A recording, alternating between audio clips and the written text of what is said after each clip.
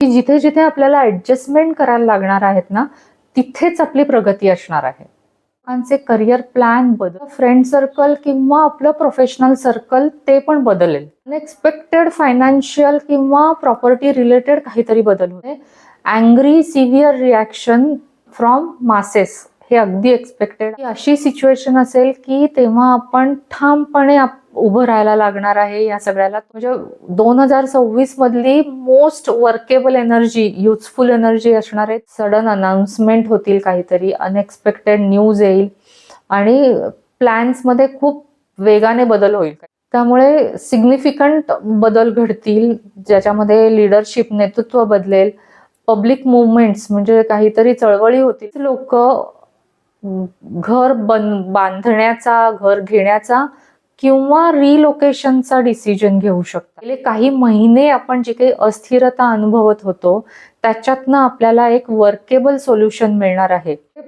Progress जी होणार आहे आपली ती एकदम स्टेडी आणि डिपेंडेबल असणार आहे. ग्रहणाचा अर्थच असा होतो की लोक ऑथॉरिटीला प्रश्न विचारतील, त्या योगे ते इन्फ्लुएन्स करतील. म्हणजे लोकांच्या हातात आता ऍक्च्युली नेतृत्व असल्यासारखं असणार आहे. नमस्कार, न्यू एरा ॲस्ट्रॉलॉजीमध्ये तुमचं स्वागत आहे.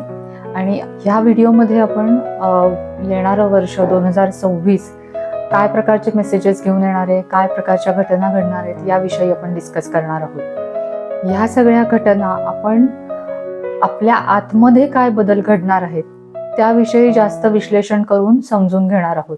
आपल्याला बाहेरच्या म्हणजे आउटर इन्सिडन्स सगळे प्रिडिक्ट करता येतातच या ॲस्ट्रॉलॉजीमध्ये, पण त्याहून महत्त्वाचं आपल्या हातात काय असणार आहे, काय प्रकारे आपण आपलं नशीब घडवू शकतो किंवा आयुष्याचे निर्णय घेऊ शकतो, हे आपण ह्या ॲस्ट्रॉलॉजीच्या थ्रू समजू शकतो.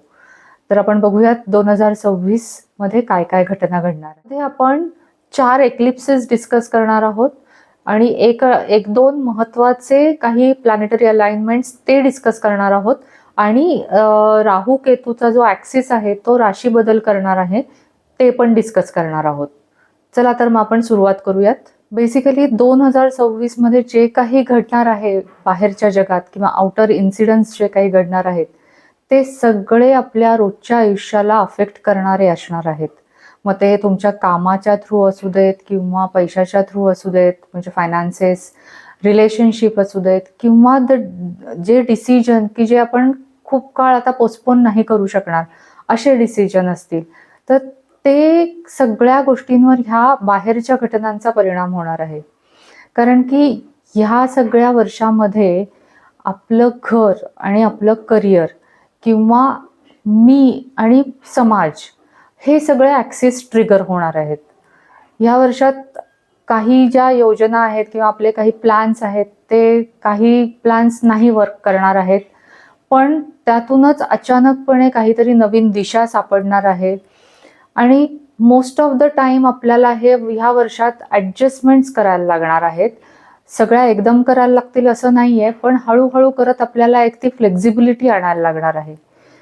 तर आपण डिटेलमध्ये बघूयात की कलेक्टिव्हली म्हणजे ओव्हरऑल समाजाच्या दृष्टीने आणि पर्सनली आपल्याला हे वर्ष कसं अफेक्ट करणार आहे. वर्षाच्या सुरुवातीलाच म्हणजे 17 फेब्रुवारीला सूर्यग्रहण होणार आहे, ते कुंभ राशीत होणार आहे. आता जेव्हा ग्रहण होतात तर त्या ग्रहणाचा तो दिवस असतो, त्या दिवशी तर आपल्याला त्या ग्रहणाचा मेसेज मिळतोच की काय घडणार आहे आपल्या आयुष्यात. पण बऱ्याचदा म्हणजे 99% तो मेसेज त्याच दिवशी मिळतो, ग्रहणाच्या दिवशी, म्हणजे अलीकडे पलीकडे 1-2-4 दिवस. पण काही वेळेला एक्झॅक्टली त्याच तारखेला 1 महिना अगोदरही तो मेसेज मिळू शकतो किंवा एक्झॅक्टली 1 महिना नंतरही तो मेसेज मिळू शकतो. त्यामुळे ह्या 2 तारखांकडे लक्ष द्यायचंय. म्हणजे फॉर एक्झाम्पल जर का 17 फेब्रुवारीला ग्रहण असेल तर 17 जानेवारी ही तारीख पण आपल्याला लक्षात ठेवायची आणि 17 मार्च पण. जर का ग्रहणाच्या दिवशी नाही मेसेज मिळाला तर तो कदाचित आधी मिळेल किंवा नंतर मिळेल. तर ह्या म्हणून आपण जेव्हा ग्रहणं येतात तेव्हा त्याला आपण एक्लिप्स सीझन म्हणतो. कारण एकतर ग्रहणं 15 दिवसाच्या अंतराने सूर्यग्रहण आणि चंद्रग्रहण दोन्ही एका बरोबर येत असतात, पाठोपाठच येत असतात. दर 6 महिन्यांनी ग्रहणं येत असतात आणि त्यांचे हे असा स्पॅन असतो 1 महिना अगोदर आणि नंतरचा. त्यामुळे जेव्हा ग्रहणांचा पिरियड सुरू होतो त्याला आपण एक्लिप्स सीझन म्हणतो आणि त्यावेळेस आपल्याला खूप लक्ष द्यायला लागतं की काय आजूबाजूला घटना घडणार आहेत किंवा घडतील, आणि त्याप्रमाणे आपल्याला फ्लेक्झिबिलिटी ठेवायला लागते. तर जेव्हा सूर्यग्रहण असतं तेव्हा ऍक्च्युली ती अमावस्या असते, पण सूर्यग्रहण झाल्यामुळे ती आपण असं समजू शकतो की ती 4 पट अमावस्या असते, म्हणजे 4 पटीनं ती अमावस्या असते. आणि कुठलीही अमावस्या हे नवीन सुरुवात दाखवत असते. त्यामुळे असं समजायला हरकत नाही की ही एक पॉवरफुल न्यू बिगिनिंग असणार आहे.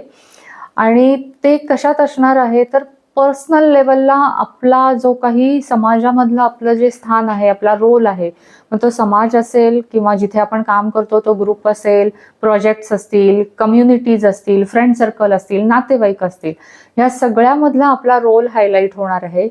नंतर आपलं वर्क एन्व्हायरमेंट, कामाच्या ठिकाण, आपले ध्येय, आपली गोल्स, आपलं ग्रुप बरोबर असणारं कनेक्शन, म्हणजे सगळ्या इतर बाहेरच्या जगाशी असणारं कनेक्शन, आपले नेटवर्क्स, टीम्स, हे सगळं हायलाईट होणार आहे. त्यामुळे बऱ्याचदा असं होणार आहे की खूप लोकांचे करिअर प्लॅन बदलतील. म्हणजे आपण हे करायचं ठरवलं होतं पण आपण आता वेगळा विचार करायला लागू.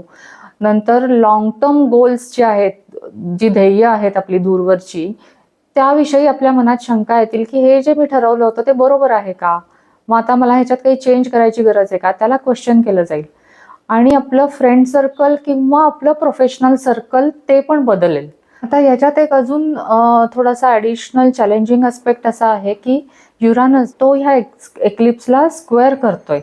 स्क्वेअर म्हणजे चॅलेंजिंग अस्पेक्ट असतो. आणि राहू जो कुंभेमध्ये आहे आणि तो व्हीनस म्हणजे शुक्राला तिथे युती करतोय. दोन्ही हार्ड अस्पेक्ट असतात. युती जरी चांगली असली तरी काही वेळेला ती हार्ड अस्पेक्ट म्हणून कन्सिडर केली जाते. सो हे दोन्ही अवघड अस्पेक्ट आहेत. पण एक अतिशय इंटरेस्टिंग गोष्ट ह्याच्यात अशी आहे की युरानस हा वृषभ राशीत आहे, ज्याचा स्वामी शुक्र आहे, आणि शुक्र आता कुंभ राशीत आहे, ज्याचा स्वामी युरानस आहे. त्यामुळे ते दोघं एकमेकांना ज्याला म्युच्युअल रिसेप्शन म्हणतात ते रेसिप्रोकेट करतायत. त्यामुळे जरी हे हार्ड अस्पेक्ट असले ना तरी चान्सेस असे आहेत की ते एकमेकांना खूप चांगल्या प्रकारे सपोर्ट करतायत. म्हणजे युरानस हा शुक्राचं थीम्स ऍक्टिवेट करणार आहे. म्हणजे शुक्राच्या थीम्स काय असतात तर व्हॅल्यूज, रिलेशनशिप, लव्ह, आपले पूर्ण फायनान्सेस आणि आपली मूल्य जी असतात ती, हे सगळं तो हायलाइट, किंवा आपलं आर्टिस्टिक एक्सप्रेशन, हे सगळं तो हायलाइट करणार आहे. पण तो त्याच्या स्टाईलनी करणार आहे. आणि व्हीनस आहे तो युरानस सारखं गोष्टी करणार आहे. ते म्हणजे सडन काहीतरी चेंजेस असणं, टेक्नॉलॉजीचा वापर असणं, इंडिपेंडन्स, फ्रीडम हवा असणं, हे सगळ्या गोष्टी. त्यामुळे हे जे दोघं जण प्लॅनेट्स आहेत ते एकमेकांच्या टेरिटरीमधनं काम करणार आहेत. आता त्याचा अर्थ असा होतो की जे काही घडेल, चेंजेस घडतील ते आपल्या व्हॅल्यूज मधनं घडतील. म्हणजे आपल्या मूल्यांवर पारखून ते चेंजेस घडले जातील. म्हणजे आपल्या मूल्यांना अलाइन असणारे चेंजेस घडले जातील. किंवा जी काही आपण स्थिरता आपल्या आयुष्यात आणणार आहोत त्या स्थिरतेची म्हणजे स्टॅबिलिटीची डेफिनेशन ही फ्रीडमच्या थ्रू असणार आहे. म्हणजे आपली स्टॅबिलिटीची डेफिनेशन बदलतीये. जर आपल्याला जेवढा फ्रीडम मिळेल तेवढी आपल्याला स्थिरता येणार आहे. हे अशा प्रकारचं साधारणतः थीम ते दोघं जण ह्या एक्लिप्समध्ये आणण्याचा प्रयत्न करतायत, बट इन अ चॅलेंजिंग वे. त्यामुळे असं होणार आहे की नात्यांमध्ये काहीतरी सडन चेंजेस होतील जे विधिलिखित असे असतील. नंतर आपण जो काही इमोशनल पॅटर्न कॅरी केला आतापर्यंत तर त्याच्यापासून आपण डिटॅच होऊ. कारण आतापर्यंत आपल्याला त्याच्यात खूप कम्फर्टेबल वाटत होतं की हे आपल्याला असं आवडतंय, हे असंच वागायला पाहिजे. पण सडनली आपल्याला असं जाणवेल की हे आपल्या फायद्याचं नाहीये, त्याच्यातनं आपण बाहेर पडू. नंतर अनएक्सपेक्टेड फायनान्शियल किंवा प्रॉपर्टी रिलेटेड काहीतरी बदल होतील. म्हणजे ते काय असतील ते आपण बघूयात. पण एक प्रकारे आपल्याला अशी एक स्ट्रॉंग फिलिंग येईल की मला आता माझ्या मनासारखं ऑथेंटिकली जगायचंय. जरी ते रिस्क असली ना त्याच्यात तरी मला तेच करायचंय, हे असं साधारणतः फील येणार आहे. त्यामुळे एक आपल्याला असं आपल्या तोंडात अशी वाक्य असतील की मी आता ह्याच प्रकारे नाही जगू शकणार. I can not continue like this any more. किंवा आपण असं म्हणू की I need more space, truth आणि ऑनेस्टी पाहिजे मला. म्हणजे हे सगळ्या गोष्टी आपल्या डोक्यात असतील. आणि आपण आता जे काही वागतोय ते आपण आपल्या भविष्यातलं जे व्हर्जन असणार आहे ते रिफ्लेक्ट करणारं वागत नाही आहोत, हे असं आपल्याला लक्षात येईल. ह्या एक्लिप्सचा हाच मेसेज आहे की अशी सिक्युरिटी तुम्हाला हवी आहे का की ज्याच्यामध्ये तुमची प्रगती रोखली जाते, किंवा तुम्ही असा काही फ्रीडम आणू शकताय का स्वतःच्या वागण्यात की त्याच्यामुळे तुमची स्टॅबिलिटी जाणार नाहीये. सो हे 2 प्रश्न आपण विचारू शकतो. प्लस आपल्याला असंही वाटेल की आपल्या ज्या काही अटॅचमेंट आहेत, नात्यातल्या असतील, प्रॉपर्टी असेल, इतर काही अटॅचमेंट असतील, त्या आपल्या मूल्यांबरोबर मॅच होत आहेत का.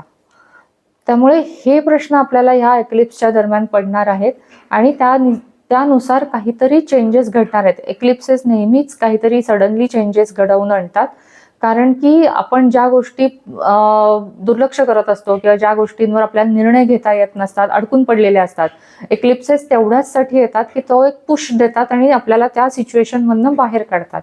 त्यामुळे ह्या रिलेटेड आपल्याला चेंजेस बघायला मिळणार आहेत. आता इमिजिएटली ह्या एक्लिप्स नंतर 15 दिवसांनी 3 मार्चला एक चंद्रग्रहण होणार आहे. त्यावेळेस चंद्र असणार आहे सिंह राशीमध्ये आणि सूर्य असणार आहे कुंभ राशीमध्ये. हे ग्रहण मात्र भारतातनं दिसणार आहे. बाकीची कुठलीही ग्रहणं भारतातनं दिसणार नाहीयेत, पण ते दिसोत अथवा न दिसोत प्रत्येक ग्रहण आपल्याला अफेक्ट करत असतं. त्यामुळे ग्रहणाच्या तारखा आणि त्याचा मेसेज समजून घेणं खूप गरजेचं आहे. आता जेव्हा चंद्र सिंह राशीत असते तेव्हा ऑफकोर्स सिंह रास ही लिडरशिपची रास आहे, ऑथॉरिटीची आहे, किंवा ज्याला आपण रेकग्निशन म्हणतो, स्वतःबद्दलचा इगो असतो, पॉवर असते, ह्या सगळ्यावर हे एक्लिप्स फोकस टाकणार आहे. त्यामुळे पर्सनल लेवलला आपल्याला असं जाणवेल की आपले थोडे वरिष्ठांबरोबर, आपल्या बॉसेस बरोबर किंवा ज्या कोणी अथॉरिटीज आहेत आपल्या आयुष्यातल्या, घरात असतील बाहेर असतील, त्यांच्याबरोबर थोडेसे आपले इश्यूज होतील असं वाटतंय. त्याच्यानंतर आपला जो काही रोल आहे, कंपनीमध्ये असेल, कामाच्या ठिकाणी असेल, घरात असेल, किंवा स्टेटस आहे, रेकग्निशन आहे, त्याच्याविषयीचे प्रश्न डिस्कस केले जातील, विचारले जातील, प्रश्न पडतील आपल्याला. आणि आपल्याला अशा सिच्युएशनमध्ये आपण उभे राहू की जिथे आपल्याला ठरवायला लागेल की आता मी लीड करणार आहे, म्हणजे सगळ्याची जबाबदारी घेऊन नेतृत्व करणार आहे, का मी माघार घेणार आहे, का मी पूर्णपणे दिशा बदलून टाकणार आहे या सगळ्या गोष्टींची. तर अशी मोमेंट आपल्याला फेस करायला लागणार आहे ह्या ग्रहणाच्या दरम्यान. तर त्याच्यामुळे असं होणार आहे की बऱ्याच लोकांच्या आयुष्यामध्ये लिडरशिपचे रोल चेंज होणार आहेत. मग तुम्ही ऑलरेडी लीडर असाल तर तुम्हाला काहीतरी वेगळं करायला लागेल, किंवा तुमचं जे कोणी वरिष्ठ असतील ते बदलतील, म्हणजे लिडरशिप रोल्स हे बदलणार आहेत. किंवा पॉवर डायनॅमिक्स असतं ऑफिसमध्ये किंवा तुमच्या कामाच्या ठिकाणी, त्याच्यात काहीतरी बदल होणार आहेत. नंतर क्रिएटिव्ह किंवा तुमची प्रोफेशनल आयडेंटिटीवर प्रश्न विचारले जातील, किंवा त्याविषयी तुम्हाला शंका वाटेल किंवा तुम्हाला प्रश्न पडतील. आणि हेच जर का आपण एक मंडेन लेवलला, म्हणजे जागतिक पातळीवर आपण असं बघितलं तर काय होतं या ग्रहणाचा अर्थ, तर चंद्र हा मंडेन लेवलला पब्लिक म्हणजे सामान्य जनता दर्शवतो, आणि ओव्हरऑल पब्लिकचा मूड, आता ही सिंह रास आहे त्यामुळे ती ड्रॅमॅटिक असणार आहे, त्यामुळे तो मूड असा ड्रॅमॅटिक असणार आहे, आणि लोकांचा मूड थोडासा अँग्री पण असणार आहे, आणि ते बेसिकली प्रश्न विचारणार आहेत की आमच्या बेसिक नेसेसिटीज बद्दलच्या गव्हर्नमेंट पॉलिसीज काय आहेत, काय करतंय गव्हर्नमेंट, अशा प्रकारचे प्रश्न विचारले जातील. आता ह्या ग्रहणाच्या दरम्यान मंगळ जो आता कुंभ राशीत आहे तो जो आता वृषभ राशीत आहे त्याला स्क्वेअर करतोय, चांगलाच चॅलेंजिंग ऍस्पेक्ट आहे. त्यामुळे angry severe reaction from masses हे अगदी एक्सपेक्टेड आहे या दरम्यान, की खूप लोकांचा ज्याला म्हणतो क्षोभ असतो ना तसा, किंवा अतिशय अँग्री रिॲक्शन्स येतील, सोशल मीडियावर असेल, न्यूजपेपरमध्ये असेल, किंवा प्रत्यक्ष लीडर्सना विचारलं जाईल. त्यामुळे ओव्हरऑल लिडरशिप फोकसमध्ये असणार आहे. आणि भारतासाठी तर नक्कीच असं आहे की जी काही लिडरशिप आहे, जे काही नेतृत्व आहे, राजकीय नेतृत्व, ते आपल्या पब्लिक अटेन्शनमध्ये येणार आहे. ह्या ग्रहणाचा अर्थच असा होतो की लोक ऑथॉरिटीला प्रश्न विचारतील, त्या योगे ते इन्फ्लुएन्स करतील, म्हणजे लोकांच्या हातात आता ऍक्च्युली नेतृत्व असल्यासारखं असणार आहे. त्यामुळे स्ट्रॉंग रिॲक्शन टू ऑथॉरिटी हे एक्सपेक्टेड आहे. नंतर डिबेट्स, वाद होतील कशाविषयी, तर पॉवर, इमेज आणि तुम्ही तुमच्या रिस्पॉन्सिबिलिटीज याविषयी वादविवाद होतील. आणि मार्स म्हणजे मंगळाकडनं हे प्रेशर आल्यामुळे थोडासा सहनशक्ती कमी झालेली असेल लोकांची आणि त्यामुळे जास्त रिॲक्शन्स येतील. ह्या एक्लिप्सचा, हे जे चंद्रग्रहण आहे त्याचा मेसेज हाच आहे, सरळ मेसेज आहे अगदी, की जे खरं नेतृत्व असतं त्याला डॉमिनन्सपेक्षा रिस्पॉन्सिबिलिटी महत्वाची वाटत असते. त्यामुळे हे ग्रहण हाच मेसेज देते की जे कोणी नेते आहेत त्यांनी आपल्या रिस्पॉन्सिबिलिटीजकडे जास्त लक्ष द्यायला पाहिजे दॅन पॉवर डायनॅमिक्स. मार्चमधल्या एक्लिप्स नंतर पुढचं जे महत्वाची घटना जी आहे ती साधारण जुलै ऑगस्ट मध्ये घडणार आहे. तर जुलैच्या साधारण एंडला गुरु जो कर्क राशीत असणार आहे त्यावेळेस तो मकर राशीतल्या प्लुटोला अपोज करणार आहे. आणि त्याचा अर्थ असा होतो की पुन्हा एकदा प्रेशर टू टेक रिस्पॉन्सिबिलिटीज, म्हणजे आपल्याला रिस्पॉन्सिबिलिटी घेण्याचं प्रेशर असणार आहे पर्सनल लेवलला आणि जागतिक ओव्हरऑल देशाच्या लेवलला पण. त्यामुळे पुन्हा एकदा पॉवर आणि कंट्रोलच्या थीम खूप स्ट्रॉंग होणार आहेत.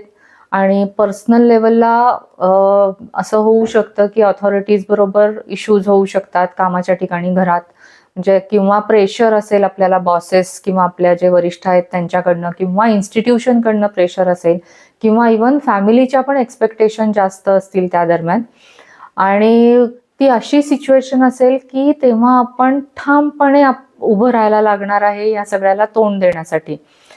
त्यामुळे आपल्याला जास्त रिस्पॉन्सिबिलिटी घ्यायला लागेल, म्हणजे आपल्याला असं विचारलं जाईल किंवा आपल्यावरती जबाबदारी टाकली जाईल की जास्त कामं दिली आहेत, किंवा आपल्याला असं वाटेल की हे जे काही अनहेल्दी पॉवर डायनॅमिक्स चालले, जे काही त्रास होतोय आपल्याला कामाच्या ठिकाणी किंवा जे, त्याच्याविषयी एकतर बोलून टाकलं पाहिजे किंवा त्याच्यापासून आपण दूर निघून गेलं पाहिजे, म्हणजे हे सोडून दिलं पाहिजे, जॉब असेल किंवा अजून काही, म्हणजे अशा प्रकारे आपल्याला त्यावेळेस वाटत राहील.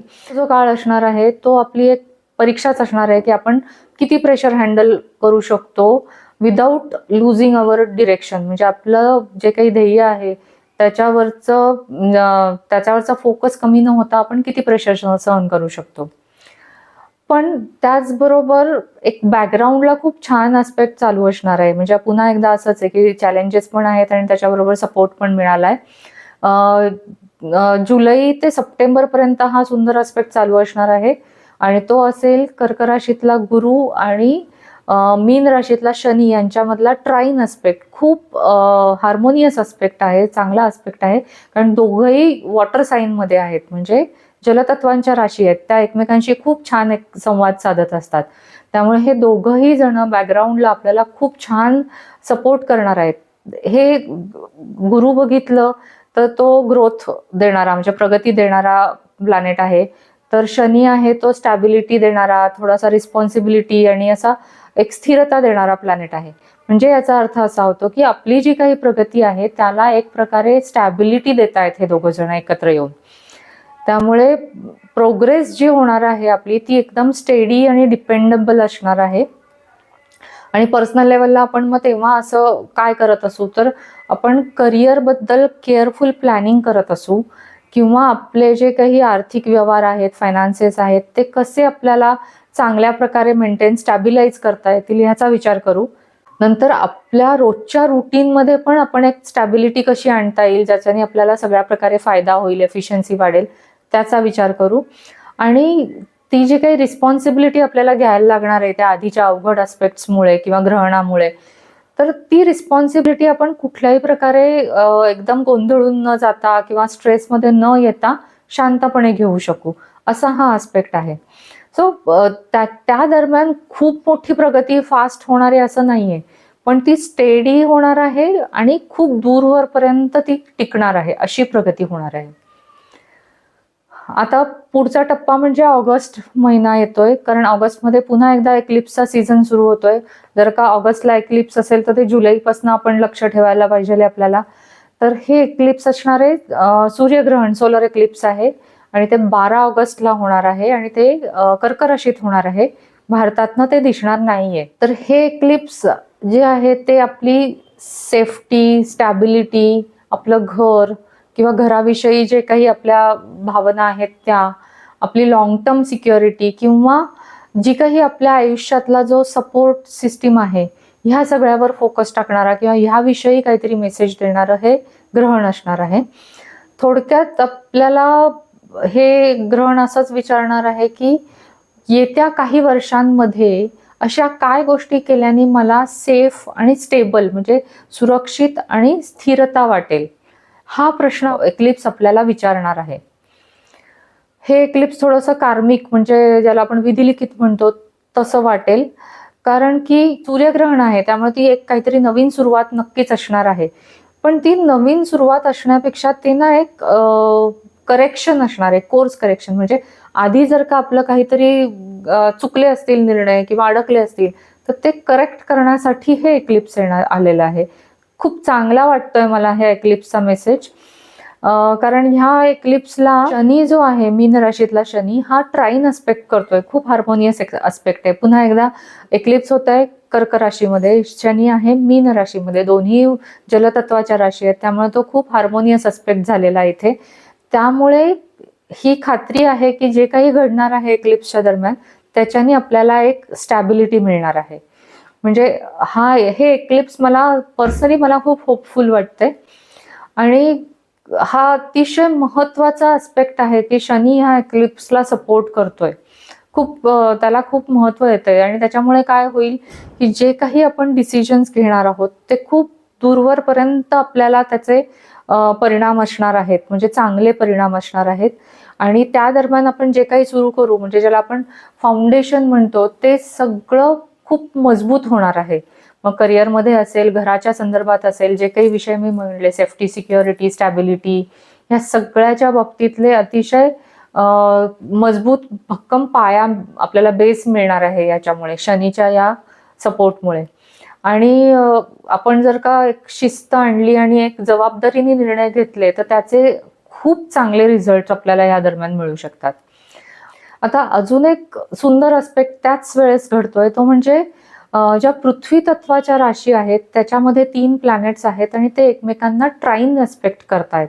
खूप सुंदर, खूप म्हणजे सॉलिड आणि वर्केबल असं हे ट्राईन असणार आहे. त्यामुळे गेले काही महिने आपण जे काही अस्थिरता अनुभवत होतो त्याच्यातनं आपल्याला एक वर्केबल सोल्युशन मिळणार आहे.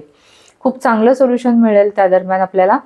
आणि हा जो काही अर्थ ग्रँड ट्राईन ज्याला म्हणतो पृथ्वी तत्वाच्या राशींमध्ये झालेला आहे तो होतोय युरानस जो आता वृषभ राशीत आहे, प्लुटो जो मकर राशीत आहे आणि व्हीनस म्हणजे शुक्र जो कन्या राशीत आहे. हे खूप रेअर आणि अतिशय प्रॅक्टिकल अलाइनमेंट आहे. ही खूप सुंदर अलाइनमेंट आहे. त्यामुळे जे काही घडेल ते अतिशय प्रॅक्टिकल सोल्युशन देणारं असणार आहे. म्हणजे काही महिन्यांच्या जी काही अनसर्टन्टी होती ती संपेल आणि त्याच्यातनं आपल्याला एक प्रॅक्टिकल सोल्युशन मिळेल. म्हणजे 2026 मधली most workable energy, useful energy असणार आहे ती ह्या अर्थ ग्रँड ट्राईनमुळे मिळणार आहे. ती त्या एक्लिप्सच्या दरम्यान मिळणार आहे, ग्रहणाच्या दरम्यान. आता तेव्हा असं होणार आहे की प्लुटो जो मकर राशीत आहे तो बुध आणि गुरु जे कर्क राशीत असतील तेव्हा त्यांना अपोज करतोय. त्यामुळे होणार काय आहे की हे सगळं घडत असताना थोडे इंटेन्स डिस्कशन्स, ऑफकोर्स घर घेणं किंवा फायनान्शियल प्लॅनिंग असेल किंवा इतर काही जबाबदाऱ्या असतील ते काही सोपं नसतं. त्यामुळे खूप काहीतरी इंटेन्स चर्चा होणं किंवा जी काही माहिती मिळालेली आहे त्याच्यामुळे प्रेशर वाटणं किंवा वादविवाद होणं की खरं काय आहे, काय डेटा मिळाला आहे, काय सांगतायत, हे सगळं जरा त्याच्यामुळे हायलाईट होणार आहे या अपोजिशनमुळे प्लुटो आणि गुरु आणि बुध यांच्यामधल्या.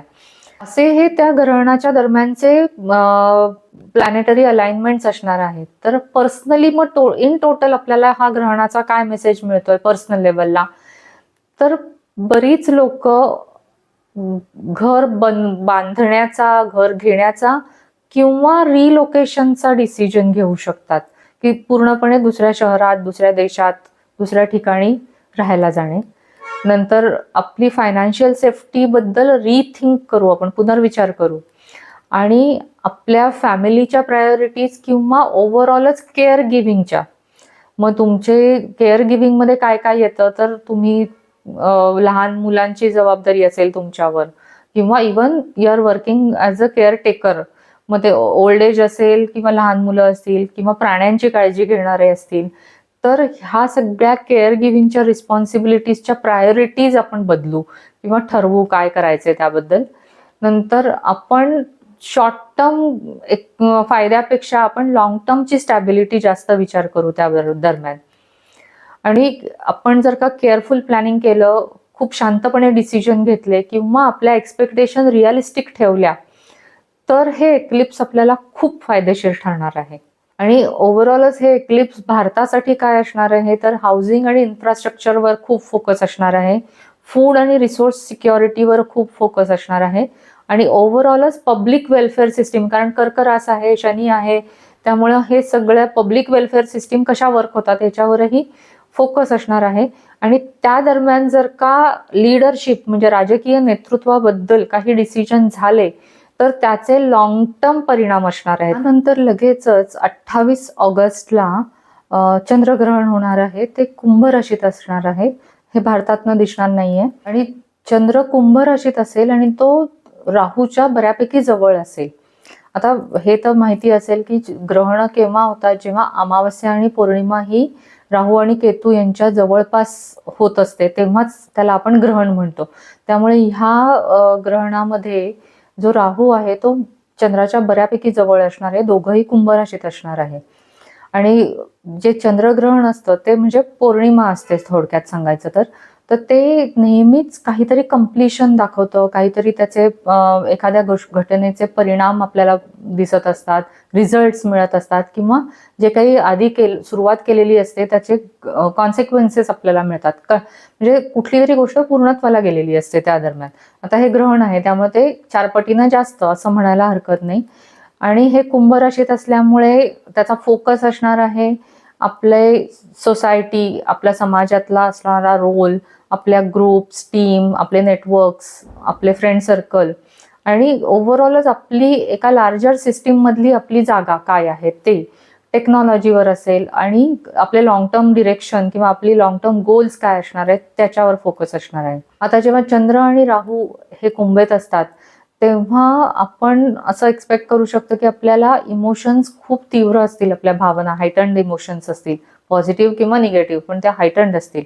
खूप सारे आपल्याला रिव्हिलेशन्स म्हणजे जाणीव होणार आहे, काही काही गोष्टीच्या इन्साइट्स येणार आहेत, किंवा आपल्याला एक इमोशनल फ्रीडम पाहिजे असं काहीतरी आपल्याला वाटू शकतं. आणि आपलं स्वतःचं जे काही ऑथेंटिक एक्सप्रेशन आहे, मला काय म्हणणं आहे, माझं स्वतःचं मत आपल्याला खूप महत्वाचं वाटेल हे. आणि त्या लोकांबरोबरच तुम्ही सहभागी व्हा एखाद्या कामामध्ये, जे काम खूप समाज म्हणजे दुसऱ्यांच्या भल्यासाठी असणार आहे, ग्रेटर गुड ज्याला म्हणतो ना आपण, की सगळ्या समाजाचं ज्याच्यात भलं आहे, दुसऱ्यांचं भलं होणार आहे, अशाच लोकांबरोबर तुम्ही काम करा, असं हे सगळं सांगणारं एक्लिप्स असणार आहे. आणि जे काही आपण त्या दरम्यान ठरवू त्याचे परिणाम इतरांच्या दृष्टीने खूप लॉंग टर्म असणार आहेत, म्हणजे समाजावर म्हणा, किंवा आपण ज्या सोसायटीत असू, ज्या लोकांबरोबर काम करू किंवा ज्यांच्यासाठी काम करू, त्या सगळ्यांवर दूरवरपर्यंत ते परिणाम करतील जे काही आपण ठरवू ते. मग आपण असं होऊ शकतं त्या दरम्यान ग्रहण आहे त्यामुळे आपल्याला बऱ्याचशा अचानक जाणीवा होणे किंवा अचानक काही घटना घडणे असं होऊ शकतं. त्यामुळे आपण एखादा आधी ज्या ग्रुप बरोबर काम करतोय किंवा ज्या सर्कलमध्ये काम करतोय किंवा जॉबमध्ये करतोय, की ते सगळं आपण सोडून देऊ, म्हणजे ग्रुप असेल, रोल असेल किंवा असोसिएशन असेल, ते सडनली आपण सोडून देऊ आणि एक नवीन ध्येय ठरवू, नवीन गोल असेल आपल्याकडे, आणि आपल्याला जाणीव होईल की आतापर्यंत मी जे काम करते ते माझ्यासाठी योग्य नाहीये, आपल्याला हे नाही करायचंय, हे जाणीव होईल. आता त्याच एक्लिप्सच्या वेळेला सूर्य आणि बुध यांची युती होतीये, ती सिंह राशीत होतीये. सिंह रास ही अतिशय क्रिएटिव्ह, सेल्फ फोकस्ड रास असते, त्यांचा एक्सप्रेस करणारी रास आहे. आणि बुध तर असतो एक्सप्रेस करणारा, आणि सन म्हणजे आपली कोर आयडेंटिटी. त्यामुळे हे सगळं जेव्हा येतं तेव्हा आपल्याला सेल्फ एक्सप्रेशन खूप महत्वाचं वाटेल. ऑथॉरिटी आपल्याला म्हणजे ऑथॉरिटी विषयी, लिडरशिप विषयी, किंवा थोडंसं इगो ड्रिव्हन कम्युनिकेशन असेल आपलं किंवा इतरांचं ओव्हरऑलच. आणि आपल्या वरिष्ठांबरोबर म्हणजे बॉसेस, ऑथॉरिटी फिगर्स बरोबरचं कॉन्व्हर्सेशन हायलाईट होईल त्यावेळेस. पुन्हा एकदा आपल्याला रोल, टायटल आणि आपल्याला मिळणारं क्रेडिट याविषयीचे प्रश्न असतील तेव्हा. आणि हेच जर का ग्रहण आपण जागतिक लेवलला बघितलं तर त्याचा अर्थ असा होतो की पॉवर टू पीपल, कारण कुंभ राशीत आहे चंद्र, त्यामुळे कुंभ राशी समाजाची, जनतेची आहे. आणि चंद्र म्हणजेच सामान्य जनता असते मंडेन ॲस्ट्रॉलॉजीमध्ये, त्यामुळे त्याला एक पॉवर मिळणार आहे. त्या दरम्यान कम्युनिटी कोलॅबरेशन, म्हणजे सगळा समाज एकत्रित येऊन काही समाजाचे घटक एकत्र येतील आणि बऱ्यापैकी त्यांचे डिस्कशन्स होणे किंवा त्या रिलेटेड काही इव्हेंट्स होणे, अशा गोष्टी घडू शकतात. आणि कुंभ आणि सिंह हा ऍक्सिस ट्रिगर होतो या दरम्यान, त्यामुळे त्याच्या थीमच अशा आहेत की गव्हर्नन्स आणि लिडरशिप, म्हणजे लोकांसाठी लोक डिमांड करतील आणि लिडरशिपला त्याला उत्तर द्यायला लागणार आहे, किंवा सामान्य जनता लिडरशिपला पुश करेल, म्हणजे नेतृत्व जनतेच्या हातात असेल तेव्हा. त्यामुळे सिग्निफिकंट बदल घडतील ज्याच्यामध्ये लिडरशिप, नेतृत्व बदलेल. पब्लिक मुवमेंट्स म्हणजे काहीतरी चळवळी होतील, म्हणजे लोक काहीतरी आवाज उठवतील डिमांडिंग की तुम्ही जे काही करताय त्याच्यात आमचं भलं काय आहे, आम्हाला प्रामाणिकपणा बघायचा आहे कामामधला, असं काहीतरी लोक डिमांड करतील. आता हे जे काही सूर्य आणि बुधाची युती आहे ती मात्र युरानसला, जो वृषभ राशीत आहे, त्याला स्क्वेअर करते, चॅलेंज करते. त्यामुळे ऑफकोर्स युरानस हा प्लॅनेटच सरप्राईजचा आहे आणि स्क्वेअर आहे प्लस ग्रहण आहे, त्यामुळे काहीतरी सरप्राईजेस असणार आहेत. मग सडन अनाउन्समेंट होतील, काहीतरी अनएक्सपेक्टेड न्यूज येईल आणि प्लॅन्समध्ये खूप वेगाने बदल होईल काहीतरी. त्यामुळे आपण त्या दरम्यान फ्लेक्झिबल राहणं ओव्हरऑलच खूप गरजेचं असणार आहे. पण ही सूर्य आणि बुधाची युती कायरॉन जो आता त्यावेळेस एरीजमध्ये म्हणजे मेष राशीत असेल, त्याला मात्र खूप छान अस्पेक्ट करते, ट्राईन अस्पेक्ट करते, त्यामुळे खूप हेल्पफुल होणार आहे. त्यामुळे प्रामाणिक डिस्कशन्स होतील. नंतर आपल्याला ज्या काही करेक्टिव्ह ऍक्शन्स घ्यायच्या आहेत, बदल घडवायचे आहेत, ते खूप आपण नम्रपणे करू. म्हणजे नंतर आपण आपल्या चुकांमधनं शिकण्याची एक टेंडन्सी असेल. त्यामुळे जे काही सडन बदल करण्याची जी काही प्लॅनेटरी अलाइनमेंट होती त्याच्यावर हा सॉफ्ट अस्पेक्ट आल्यामुळे ते चेंजेस करताना आपल्याला तेवढा त्रास होणार नाही. ओव्हरऑल जर हे एक्लिप्स बघितलं तर ऑगस्टच्या शेवटाला बरेच लोक आपले जी काही ध्येय आहेत, गोल्स आहेत, ते रिअसेस करतील, त्याच्यावर पुन्हा एकदा विचार करतील की मी हे ठरवलं होतं हे बरोबर आहे का, किंवा करिअर डिरेक्शनवर विचार करतील. आणि आपण ज्या लोकांबरोबर काम करतोय ते असोसिएशन्स चेंज केले जातील, म्हणजे बदल होईल. थोडक्यात सांगायचं तर जॉबमध्ये म्हणा, किंवा इवन त्याच जॉबमध्ये राहिलात तर तुमचे टीम बदलेल किंवा इतर काहीतरी बदल होतील की ज्याच्याने तुमचे असोसिएशन बदलेल. आणि लोकांच्या अप्रुव्हलची आपण फार वाट बघणार नाही, आपल्याला स्वतःचं ऑथेंटिक एक्सप्रेशन असणार आहे. मला काय हवंय, मला माहितीये मी काय करतोय, अशा प्रकारचं त्यावेळेस साधारण वातावरण असेल. आणि आपलं जे काही आपण प्रयत्न करणार आहोत ते आपल्या लॉंग टर्म गोलच्या दृष्टीने करणार आहोत. ह्या 2026 मध्ये जी लोक पटकन बदल ऍक्सेप्ट करतील त्या लोकांना हे वर्ष खूप चांगलं जाईल. पण जी लोक हट्टीपणाने नाही हे काय चाललंय वगैरे वगैरे त्याच्यातच अडकून पडतील तर त्या लोकांना थोडंसं ते अवघड जाणार. अजून एक महत्वाचा चेंज या वर्षाअखेरीस होणार आहे 2026च्या अखेरीस, तो म्हणजे नोव्हेंबरमध्ये राहू केतू त्यांचा राशी बदल करणार आहेत. म्हणजे तो जो नोडल ऍक्सिस आहे तो चेंज होणार आहे.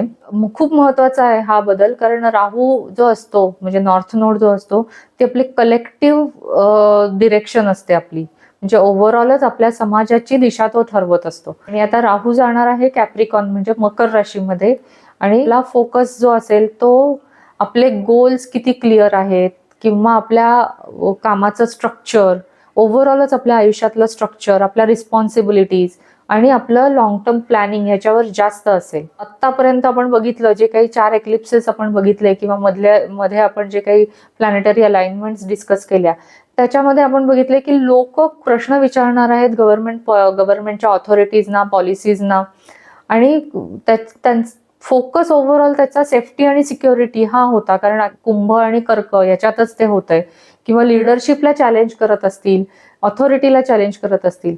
पण जेव्हा राहू मकर राशीत जाणार आहे तेव्हा ते म्हणायला लागतील की इनफ क्वेश्चनिंग, आता आम्हाला इम्प्लिमेंट करून दाखवा, जे काही आहे त्याच्यावर काम करायला पाहिजे आहे. त्यामुळे गव्हर्नन्स आणि ओव्हरऑल ॲडमिनिस्ट्रेशन हे खूप शार्प फोकसमध्ये येणार आहे. त्यावेळेस आयडियाज ज्या आहेत त्या सगळ्यावर काम करून त्याच्या व्यवस्थापना झालं पाहिजे, त्याच्यावरनं स्ट्रक्चर्स किंवा सिस्टीम्स बिल्ड झाल्या पाहिजेत, असं त्यावेळेसचं वातावरण असेल. आणि इन्फ्रास्ट्रक्चर, इन्स्टिट्यूशन, अकाउंटेबिलिटी ह्या सगळ्यावर खूप फोकस असणार आहे. आणि परफॉर्मन्सला खूप महत्त्व असेल. म्हणजे तुम्हाला फक्त वाटून उपयोग नाहीये की आम्हाला हे इच्छा आहे करायची, नाही, आता तुम्ही परफॉर्म करा.